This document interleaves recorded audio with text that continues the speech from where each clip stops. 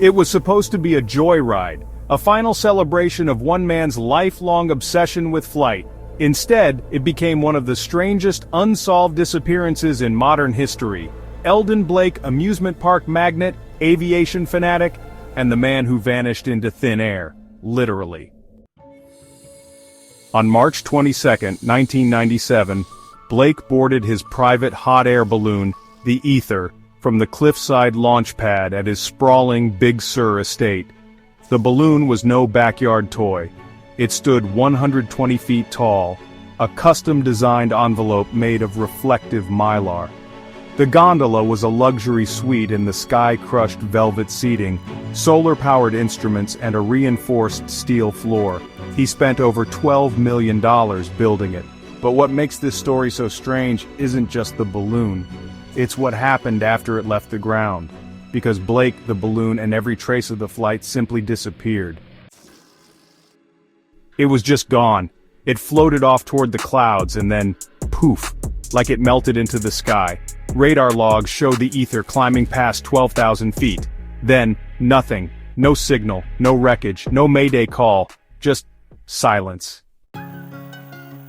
Who was Eldon Blake? Born in 1949 in Toledo, Ohio, Blake rose from a broke carny to a self-made billionaire. He started with one small hot air balloon ride at the state fair. By 1996, his company, Skyfest International, had parks in 11 countries. Ferris wheels that touched the clouds, balloon safaris, a floating hotel above the Alps. But behind the scenes, there were rumors. According to several staffers, Blake had grown increasingly erratic in his final year. He talked of breaking through the ceiling, of voices above the wind. He even canceled a $300 million merger. Because, as he told his board, none of it will matter after I ascend. His private journals, recovered years later from a storage locker, are filled with strange diagrams, equations, star charts. One page simply reads, "They'll find me in the blue." The Coast Guard spent 11 days scouring 500 miles of coastline and ocean.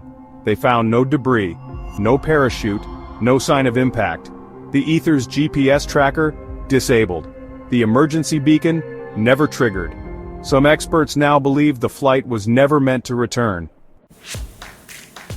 No one builds a balloon like that just for a joyride. Either he was hiding from something or heading somewhere. And here's where it gets even stranger.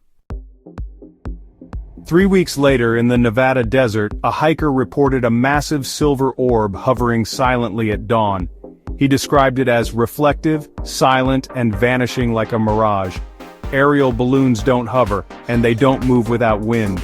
The sighting was never confirmed, but others followed, over Utah, Arizona, and eventually, Ecuador.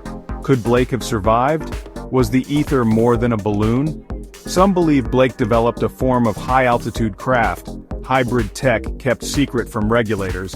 Others say he found a way to leave the Earth behind entirely. Look, the guy had a weather balloon empire. He knew how the atmosphere worked. What if he found a way to exit it? Was it an escape from a crumbling business empire, a faked death? Or did Eldon Blake really find something in the sky and choose to stay? Dramatic pause, static. A glitched audio clip plays, a distorted voice, possibly Blake's, murmuring, "The sky's calling, if I make it, you'll understand." He wanted to go higher than any man had gone without an engine, to find silence above the clouds, to chase whatever he believed was waiting for him. And maybe, just maybe, that's exactly what he did. If you're ever outside on a clear night, and you see a shimmer in the sky, a flicker of red against the stars, don't be afraid. Just wave. It might be Eldon. Subscribe for more mysteries that haven't been solved, because the truth is still up there.